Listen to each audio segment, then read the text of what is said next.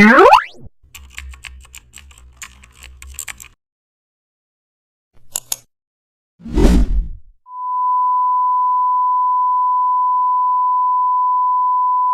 your environment feels flat, adding particles and small floating elements can instantly bring the entire scene to life.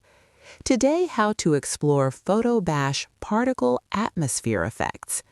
Begin inside Photoshop by creating a new canvas around 3500 by 2000 pixels. Import your main environment, such as a forest path, battlefield, or futuristic street, and stretch it across the canvas. Create a new blank layer above everything and choose a small, soft round brush. Set the color to white and start clicking randomly across the scene to create tiny particle dots. Now go to Filter,